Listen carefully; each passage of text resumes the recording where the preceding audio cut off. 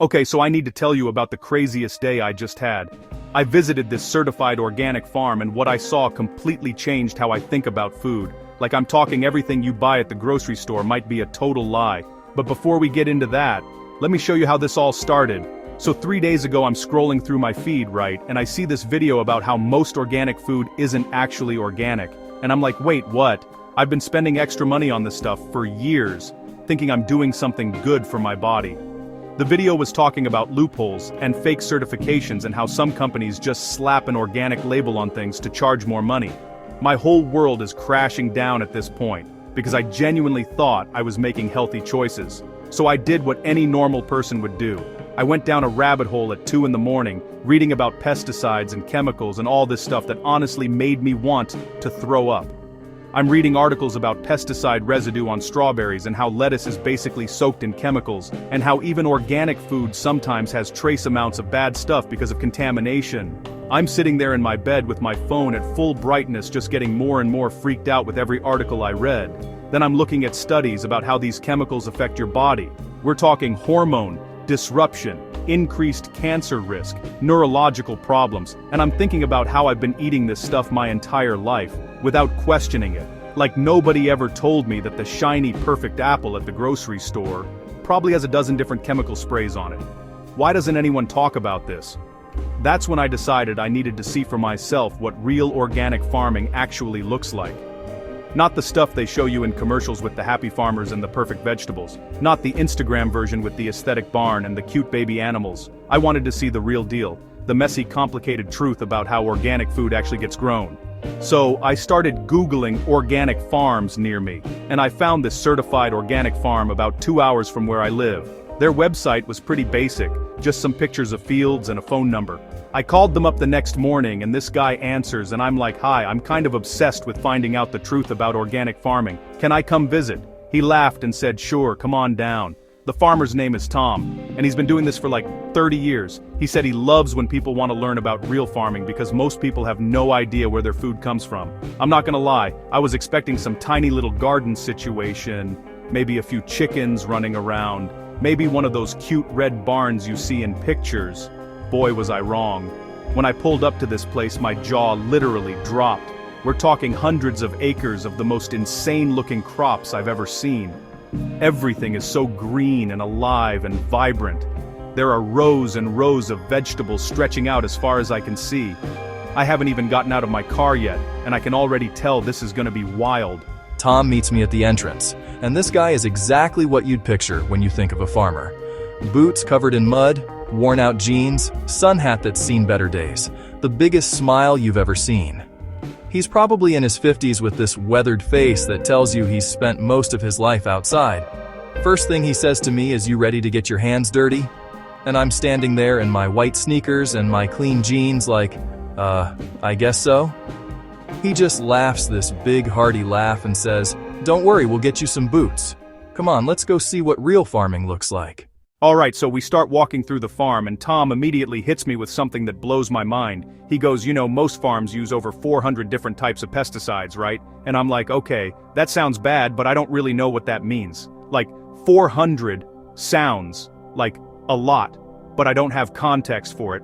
Then he explains it to me in a way that actually makes sense, and honestly, I wish I could unhear it. He says, imagine you're trying to grow tomatoes. In conventional farming, the second you see a bug that might eat your plants, you spray chemicals on it. But those chemicals don't just kill the bugs. They get into the soil, they get into the water supply underground, they stay on the food you eat, even after you wash it. And your body has to process all of that. Some of these chemicals have been linked to cancer, hormone problems, developmental issues in kids, all kinds of health issues. But nobody really talks about it because it's just become normal. It's just how farming works now, and we've all accepted it. I'm standing there processing this information, and I'm thinking about every salad I've ever eaten, every apple I've grabbed as a quick snack, every time I thought I was being healthy by eating more vegetables, and now I'm wondering how much poison I've accidentally consumed over the years without even knowing it. But here's where it gets really crazy. Tom shows me his tomato plants, and they're huge. Like the biggest, healthiest tomatoes I've ever seen in my life. These things are the size of softballs, deep red, hanging heavy on the vines. And there's not a single chemical spray in sight. No big industrial spraying equipment, no warning signs about pesticides, nothing.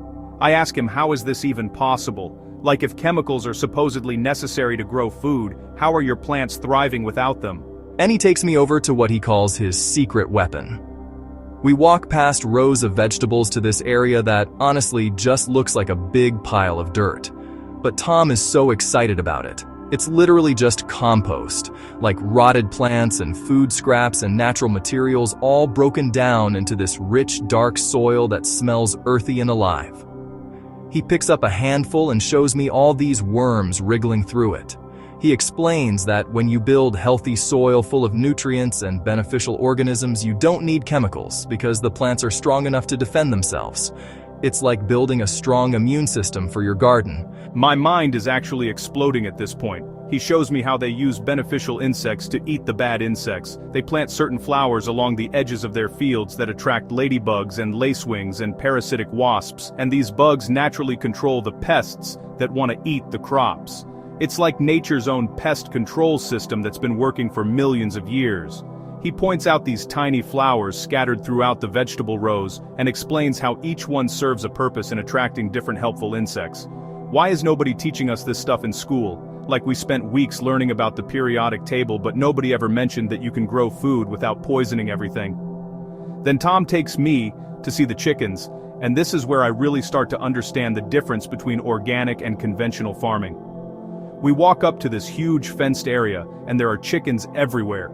These chickens are walking around freely, pecking at grass, scratching in the dirt, chasing bugs, taking dust baths, living their best lives. They look healthy and active and honestly kind of happy if chickens can be happy.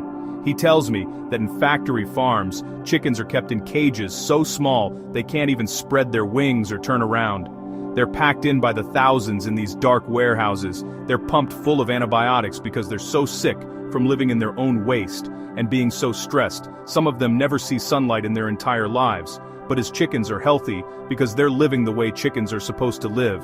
They get fresh air, they forage for food, they have space to move around. He lets me collect eggs from the coop, and I'm holding these eggs in my hands, and they're still warm from the nest, and they're beautiful.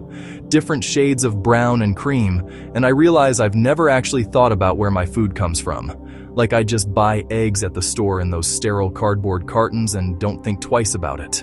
I never considered that there was a chicken involved, a living, breathing animal. But these eggs came from happy, healthy chickens, and you can actually see the difference. Tom cracks one open to show me, and the yolk is this deep orange color, almost red, instead of that pale yellow you get from store-bought eggs. He says that's because his chickens eat a natural diet of grass and bugs instead of just processed feed. Now here's where things get really interesting. Tom explains to me what it actually takes to become certified organic. And let me tell you, it's not easy. It's not like you just decide one day to stop using chemicals and boom, you're organic. First off, you have to go 3 full years without using any prohibited substances on your land. 3 years. That means if you're transitioning from conventional farming, you're basically losing money for 3 years, while your soil recovers and builds back all those beneficial organisms and nutrients that the chemicals destroyed. During those 3 years, you can't use the organic label, which means you can't charge organic prices, but you're dealing with all the challenges of organic farming. You're hand weeding instead of spraying herbicides. You're dealing with pests without chemical pesticides. You're building soil health from scratch. It's like running a marathon where the first half doesn't count, but you still have to run it. Tom says a lot of farmers can't survive that transition period financially, and that's why more farms don't go organic even when they want to. Then you have to keep insanely detailed records of everything. Every single seed you plant, every input you use, where it came from, how much you used, when you used it. Tom shows me these massive binders full of paperwork and spreadsheets. He has to document every aspect of his operation. If he buys compost from somewhere else, he needs proof that the compost is organic. If he buys seeds, he needs documentation showing they weren't treated with prohibited chemicals. It's basically a full-time job, just keeping track of everything. You get inspected by a third-party certifier who goes through everything with a fine-tooth comb. They don't just take your word for it. They test your soil. They test your water. They check your equipment to make sure there's no contamination from previous chemical use. They interview you about your practices, they walk your fields and look at everything. Tom says the inspector comes once a year and spends an entire day going through his records and examining his farm. One mistake or one contamination issue could cost him his organic certification that he worked years to get. It's a huge process and it costs money. The certification alone costs thousands of dollars every year. Tom tells me that a lot of small farmers want to farm organically, but they can't afford the certification.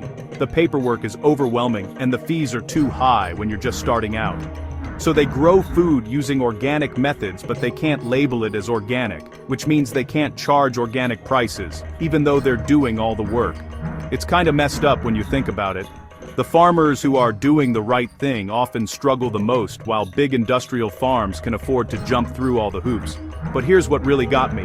Tom says the biggest challenge isn't even the certification process or the paperwork or the cost. It's dealing with contamination from neighboring farms. He takes me to the edge of his property where it borders a conventional farm and the difference is stark. On Tom's side, everything is diverse and green with different plants mixed together. On the other side, it's just rows and rows of corn as far as you can see. He shows me the buffer zones he planted, trees and shrubs and hedges creating a barrier between his organic crops and the conventional farm next door.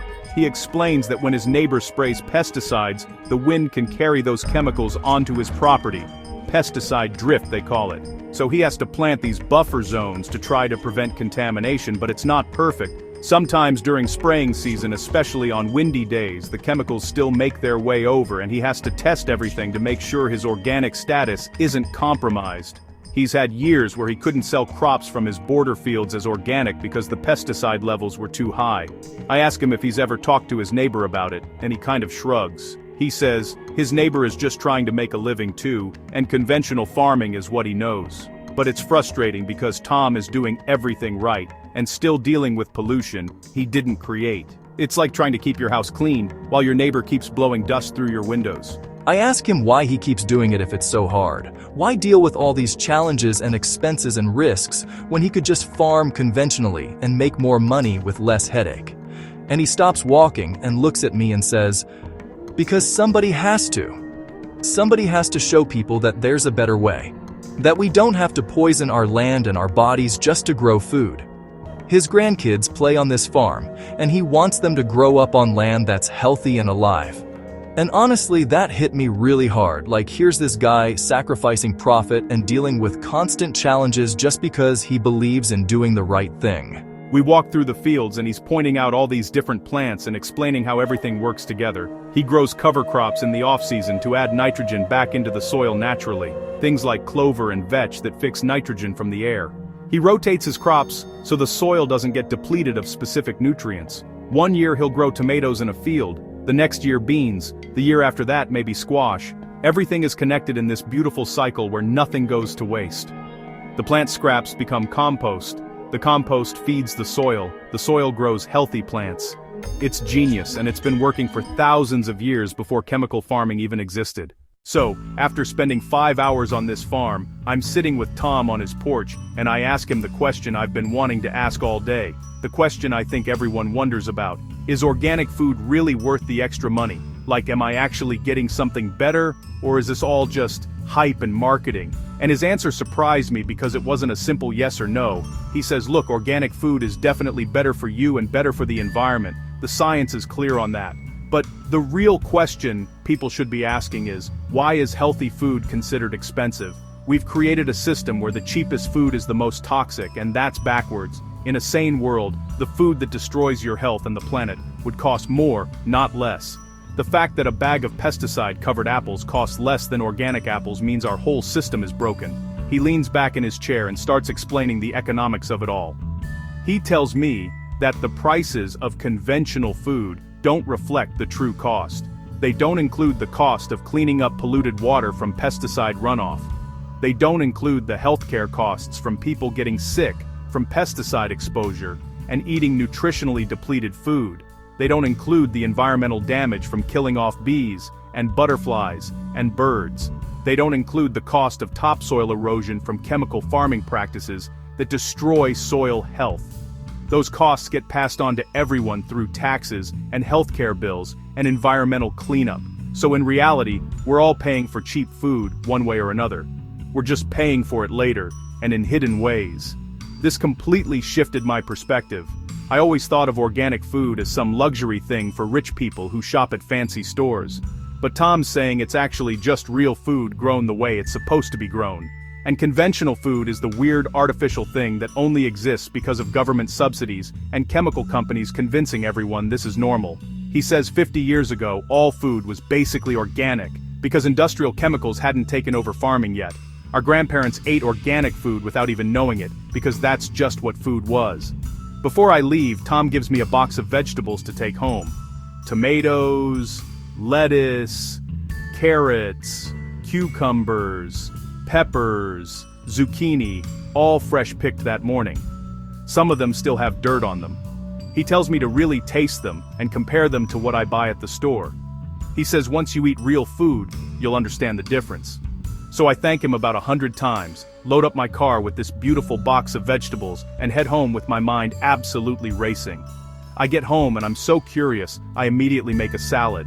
I wash the lettuce and tomatoes and cucumbers, and I make the simplest salad possible. Just vegetables, olive oil, salt and pepper, no fancy dressing or anything because I want to actually taste the vegetables. And I kid you not, these vegetables taste completely different. The tomatoes are sweet and juicy and burst in your mouth with flavor. The lettuce is crispy and actually has a taste instead of just being crunchy water. The cucumbers are refreshing and flavorful. For comparison, I had bought regular tomatoes from the grocery store just 2 days before. I cut one up to compare, and the difference is insane. The store-bought tomato is pale, kind of mealy, tastes like absolutely nothing. It's basically just red-colored water in tomato shape. I never realized how flavorless grocery store vegetables are because I had nothing to compare them to. But now that I've tasted real vegetables grown in healthy soil, I can't unsee it. Or untaste it, I guess. So here's what I learned from this whole experience. Number 1, certified organic isn't just some marketing label slapped on products to charge more money. It's a legit process that ensures food is grown without toxic chemicals, and with practices that build soil health. The farmers have to prove it with testing and documentation and annual inspections. Number 2, organic farming is actually better for the environment because it builds healthy soil instead of destroying it. It supports biodiversity instead of killing everything except the crop. It doesn't pollute water supplies with chemical runoff. Number 3, we need to start thinking about the true cost of our food, not just the price tag at the checkout. But here's my biggest takeaway from spending the day with Tom. We've become so disconnected from where our food comes from that we don't even question it anymore. We just buy whatever is cheapest and most convenient and looks the prettiest without thinking about how it was grown or what's on it or what impact it has. And that's exactly what these big food companies want. They want us to stay ignorant so we keep buying their products without asking questions. They want us to think that shiny, perfect produce is normal, when in reality it takes dozens of chemical sprays to make an apple that's shiny and perfect looking. After visiting Tom's farm, I'm making some changes in my life. I'm buying more organic food when I can afford it, especially for things like strawberries and spinach and apples that tend to have the most pesticide residue. I'm shopping at farmers markets to support local organic farmers who are doing things the right way. I'm growing some of my own vegetables, even if it's just herbs on my windowsill, and maybe some tomatoes in pots. Because every little bit helps, and even just understanding where food comes from makes a difference in the choices you make. And look, I get it. I totally understand. Not everyone can afford to buy all organic all the time. Organic food costs more up front, even though conventional food costs more in hidden ways. Budgets are real and tight, and I'm not judging anyone for buying conventional food. But even just being aware of this stuff makes a difference in how you think about food. Maybe you start with the dirty dozen, those 12 fruits and vegetables that have the most pesticide residue according to testing. Things like strawberries, spinach, kale, apples, grapes. Buy those organic if you can, and buy conventional for everything else. Maybe you find one local farmer at a farmer's market you can support and build a relationship with. Maybe you just start asking more questions about where your food comes from and how it was grown. Maybe you start reading labels more carefully. The point is, we have more power than we think. Every time we buy food, we're voting for the kind of agriculture we want to support. We're voting with our dollars for what kind of world we want to live in. And I don't know about you, but after seeing what I saw on Tom's farm, I'm voting for farms like his. Farms that care about the land and treat it with respect. Farms that don't poison the water and soil. farms that care about the animals and let them live decent lives. Farms that care about the people eating the food and want them to be healthy. So that's my story. I went to an organic farm expecting to see some hippie garden situation, maybe get some cute Instagram photos, and instead, I got a complete education on how broken our food system is, and how we can fix it one purchase at a time. My whole perspective on food has changed, and I can't go back to not knowing this stuff. If this video made you think differently about your food, hit that like button. Drop a comment telling me if you buy organic or if you think it's worth it or if you have questions about any of this, and subscribe, because I'm definitely going to be making more videos about this stuff. I want to visit more farms and talk to more farmers and keep learning about where our food actually comes from. Thanks for watching, and I'll see you in the next one.